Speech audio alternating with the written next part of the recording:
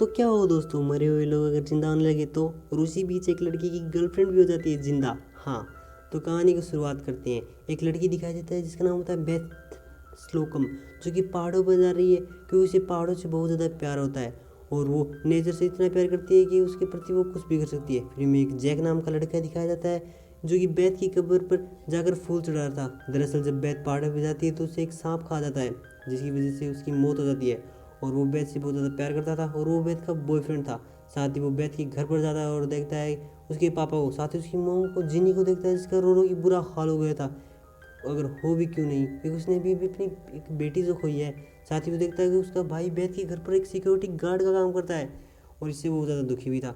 साथ ही अब उसे बेथ की बहुत ज़्यादा याद आ रही थी क्योंकि बेथ से वो सच्चा प्यार करता था। अब वो उसके घर पर जाता तो देखता है कि बेथ की मॉम उसका सारा का सारा सामान पैक कर रही है और वो चाहती है कि बेथ की कोई यादें घर पर रही नहीं, जिससे उसे बेथ की याद नहीं आएगी।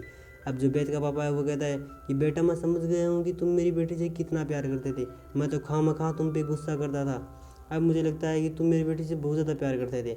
और साथ साथ वो कहता है, ये लो मेरी बेटी का स्कार्फ, इसे अपने घर पर ले जाओ, ये उसकी एक याद तुम्हारे साथ रहेगी। साथ ही वो जब उसके दोबारा घर पर आता तो देखता है कि वो घर पर है ही नहीं। अब वो घर पर जाता है और खाना भी नहीं खाता। इससे उसके मेम्बर बहुत ज़्यादा दुखी होते हैं और कहते हैं, बेटा तुम खाना क्यों नहीं खा रहे हो। अब वो दूसरे दिन जब घर पर जाता है बेथ के, तो देखता है कि कोई गाने की आवाज़ आ रही है। इसकी वजह से कोई आगे तो डोर नहीं करता, लेकिन वो पीछे के दरवाजे से जाकर देखता है शीशे से, तो वो चौंक हो जाता है। उसके पैरों तले ज़मीन खिसक जाती है क्योंकि वहाँ पर वो देखता है बेथ को, लेकिन बेथ तो मर चुकी थी। और वो सीधा ग्लास तोड़कर अंदर चला जाता है, लेकिन वहाँ पर कायल आ जाता है और कायल कहता है कि तुम क्या कर रहे हो। तो वो कहता है बेथ जिंदा है। तो वो कहता है कैसी बातें कर रहे हो। फिर वो रात हो जाता है बेथ के घर पर और बेथ के पापा को कहता है तुम मुझसे कुछ छुपा रहे हो, मुझे पता है बेथ जिंदा है। और वो कहता है नहीं बेटा, नहीं जिंदा है। और उसके पापा को धक्का देता है और वहाँ से सीधा उसके रूम की तरफ भागता है। देखता है कि बेथ की मोम उसे अलमारी में छिपा रही है। और फिर सीधा बेथ यानी जैक वहाँ पर आता है और कहता है कि जैक, बेथ तुम तो मुझे धोखा दे रही हो, तुम जिंदा हो और फिर भी पूरे गांव वालों को धोखा दे रही हो, क्यों ऐसा क्यों कर रही हो। तभी जो बेथ है उसको तो कुछ समझ में आते नहीं क्योंकि उसे कुछ याद था ही नहीं। तभी जो वो अपने घर पर जाता है और कहता है कि तुम्हें पता है बेथ जिंदा है। उसके घर वाले सोचते हैं ये तो पागल हो गया है, साथ ही उसका इलाज कराते हैं ताकि ये ठीक हो सके, लेकिन वो तो सच ही कह रहा था बेचारा। वो जाकर देखता है कब्र पर कि उसकी कब्र खोदी हुई है, मानो किसी ने उसे खोद कर निकाल लिया है। फिर वो जाता है सीधा बेथ के पापा के पास और कहता है आप मुझे सही सी बात बताओ। तो वो कहता है बेथ तो मर चुकी थी बेटा, लेकिन वो 2 दिन बाद में वापस हमारे घर पर आ गई। अब मैं कोई रिस्क नहीं ले सकता और अब बेथ को मैं बाहर नहीं जाने दूंगा। वो कहता है बेथ को आपको बता देना चाहिए कि वो मर के जिंदा हुई है, मुझे लगता है वो जोम्बी है। तभी जो बेथ है वहाँ पर आ जाती है और उसे किस करती है, मानो बेथ को तो कुछ पता ही नहीं था कि हुआ क्या था। वो उसे अपने रूम में जाती है और वहाँ पर वो इंटीमेट होते हैं। साथ ही वो कहती है मुझे अपनी कॉलेज टेस्टों का बहुत ज़्यादा डर है, मेरे कॉलेज टेस्ट आने वाले हैं और उनके लिए मुझे स्टडी करनी होगी। साथ ही जो बेथ है वो उसे उसके साथ वो काम करने के लिए भी कह देती है और वो दोनों इंटीमेट होते हैं। तभी वो नीचे आते हैं और जो जैक है वो कहता है मैं बेथ को बाहर ले जा रहा हूँ घुमाने के लिए। तभी उसके पापा है वो कहता है नहीं, तुम उसे बाहर नहीं ले जा सकते हो। तभी वो कहता है रात को तो ले सकता हूँ। तो वो कहता है नहीं।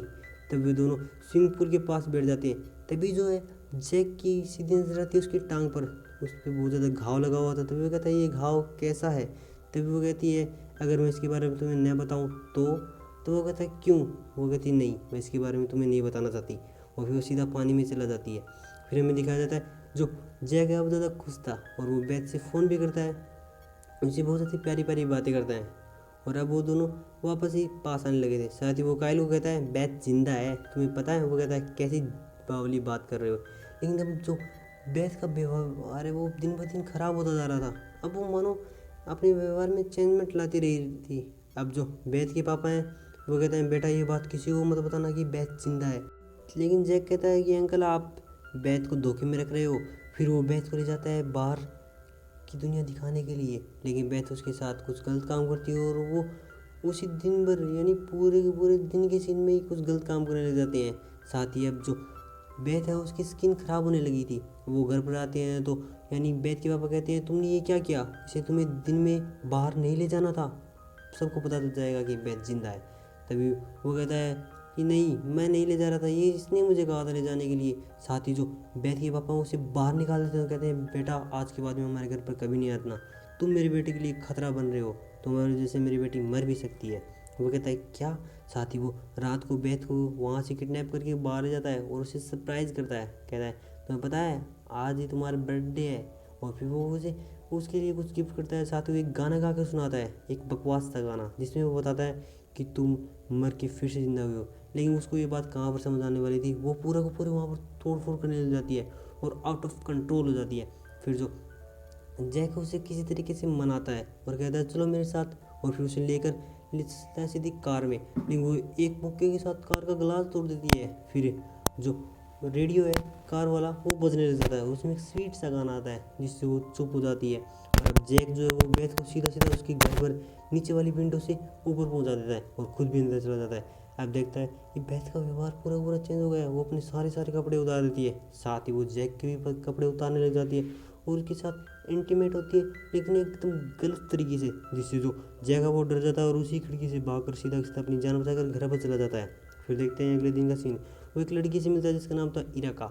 हाँ, इराका से वो पूरी पूरी बात बताता है। कहता है देखो कैसी बेथ मर के फिर जिंदा हुई है, काश वो जिंदा न होती।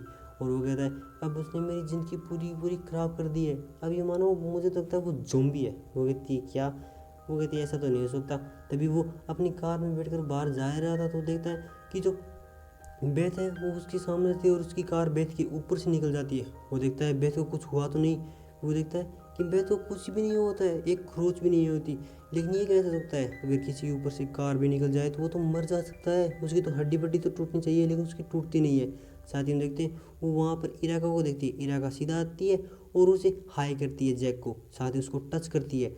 टच करने के बाद में ये मानो बेथ का तो खून उबलने लग जाता है। अब वो इराका को चोट पहुंचाने वाली थी, उसी के बीच जैक उसे रोक लेता है और कहता है चलो मेरे साथ चलो, तुम ऐसे क्यों कर रही हो, ऐसा बिहेव मत करो। साथ ही उसे उसकी कब्र पर ले जाता है। कहता है देखो ये कब्र तुम्हारी है, तुम मर चुकी हो और तुमने तुम्हारे पति को टूट कर वापस आई हो, मुझे लगता है तुम ज़ॉम्बी हो।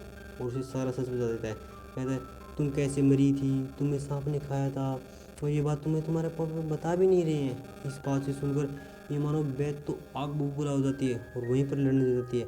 और साथ ही वो जैक को धक्का लेकर उसकी गाड़ी लेकर वहीं से चली जाती है। अब देखते हैं हम काइल। हाँ, काइल अब गुस्से में था, उसके हाथ में गन थी। वो देखता है काइल ने अपने ही दादाजी पर गन तान रखी है। दरअसल उसके दादाजी तो 50 साल पहले ही मर चुके थे, लेकिन अब उसके दादाजी जिंदा हो चुके हैं। हाँ, उसके दादाजी ये मानो अब ज़ॉम्बी हैं। और अब देखते हैं कि पूरे शहर में ऐसे आतंक मच गया है। वो दरवाज़ा खोलते हैं तो ज़ॉम्बी, इससे वो ज़्यादा डर जाते हैं। साथ ही सोचते हैं ये क्या हो रहा है, मरे हुए लोग जिंदा क्यों हो रहे हैं। तभी देखते हैं टीवी पे एक न्यूज़, टीवी में दिखाया जा रहा था जितने भी लोग आज तक मरे हैं वो सभी सभी जिंदा हो रहे हैं। पर क्यों, ये किसी को नहीं पता। साइंटिस्ट इस बात की खोज में है कि ये मरे हुए लोग जिंदा क्यों हो रहे हैं। अब हमें पता चलता है इस बात से जो जैक है वो बहुत ज़्यादा दुखी था। हो जाता है सीधा सीधा एक कार में बैठता है और उसी कार में होते हैं बेथ के पापा। वो कहते हैं हमें बेथ को ढूंढना होगा, पता नहीं बेथ कहाँ पर चली गई है, अब बेथ मुझे मिल ही नहीं रही है। तो वो कहते ये कैसे होता है, बेथ तो मेरी कार लेके चली गई थी। वो सीधे जाते हैं उसके घर पर। वो देखते हैं बेथ एक आदमी को मार कर खा जाती है, वो विंडो से गिरती है, उसको वहीं को वहीं कच्चा खा जाती है। इससे मानो जैक तो डर के उसका तो पसीना छूट जाता है। साथ ही वो भागने की कोशिश करता है। जब वो कार में जाकर बैठते देखता है तो वहाँ पर ज़बरदस्ती बेथ आकर बैठ जाती है, जिसकी उससे उसे सांसें फूलने लग जाती है। वो कहता है तुमने उस आदमी को क्यों खाया। तभी वो कहती है मैं ज़ॉम्बी हूँ और ज़ॉम्बी आदमी को खाएंगे, कोई अनार तो खाएंगे नहीं। इस बात से ये मानो वो तो डर सा जाता है, सोचता है अब बेथ को हो क्या गया है। अब वो बेथ को ठिकाना लगाना चाहता था पूरा का पूरा। वो बेथ को कहता है बेथ मुझ पर कुछ हमला मत करना, मैं तुमसे बहुत ज़्यादा प्यार करता हूँ। और वो उसका इलाज कराने के लिए उसे एक जगह पर ले जाता है। लेकिन वहाँ पर वो देखता है बेथ के पापा जाते हैं और उसे राइफल से उसकी टाँट में दे मारते हैं, जिससे वो बेहोश हो जाता है। अब वो सुबह खड़ा होकर देखता है एक आदमी उसे देख रहा था, उसे खाने की कोशिश कर रहा, लेकिन बेथ बस बचाते और उसके सीधे घर पर चलता है। वहाँ देखता है उसके घर पर कुछ लाशें जली हुई थी, जिसे देखकर वो डर जाता है और सोचता है कहीं इसमें उसके परिवार वाले ना हो। और परिवार वाले नहीं, जबकि उसकी मोम डैड तो बिल्कुल भी ना हो। फिर वो चलता था एक जगह पर, वहाँ पर देखता है कि बेथ के पापा की कार में खून ही खून है। वो सीधा बेथ के घर पर जाता है और देखता है उसकी मोम को। हाँ, बेथ की मोम अपना ही हाथ काट कर बेथ को खिला रही थी और बेथ को साकल से बांध रखा था। हाँ, दरअसल बेथ की मोम कहती है कि मुझे बहुत ज़्यादा दर्द हो रहा है। तभी उस बेथ के बॉयफ्रेंड जैक उसे पट्टी बांधता है और कहते हैं क्या हुआ। तो वो कहते बेथ ने अपने पापा को मार कर खा गई। तो वो कहता है बेथ मैं तुम्हें पहाड़ों पे ले जाऊंगा बहुत ही सुंदर नेचर दिखाऊंगा, क्या तुम मेरे साथ चलोगी? तभी वो बैत कहती है यस मैं तुम्हारे साथ चलूंगी, क्योंकि बैत को पहाड़ से प्यार था। वो उस पर एक अलमारी रखता है, उसे बांध देता है, साथ ही उसके साथ चला जाता है। और कायल उसके पास आता है, कायल कहता है इससे दूर हो जाओ, ये तुम्हें मार देगी। कायल कहता है मेरे भाई ये तुम्हें मार देगी।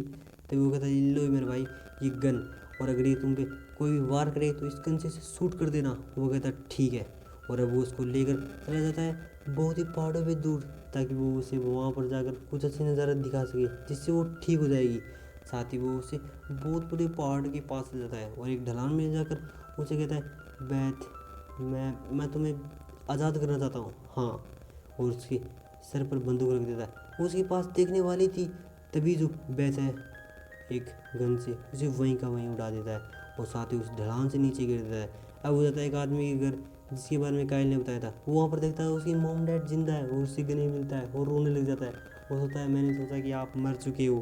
तभी देखते हैं कि वहाँ पर बहुत से आदमी थे और साथ ही साथ एक डॉक्टर कह रहा था कि सभी के सभी लोग मरे हुए जिंदा हो रहे हैं, पता नहीं क्यों। और अभी सारा का सारा मामला ठीक हो चुका था। अभी दिखाते हैं उसकी कार में है बैठी हुई इराका, और इराका से कहते हैं क्या तुम मेरी गर्लफ्रेंड बनोगी? नीचे जो लाल बटन है उसे दबा दो और एक लाइक कर दो, वरना आपकी गर्लफ्रेंड भी बन सकती है पूरी पूरी बैत की तरह। वैसे मजाक की बात कर रहा हूँ, नीचे जो लाल बटन है उसे दबा देना भाई। तब तक के लिए बाय बाय।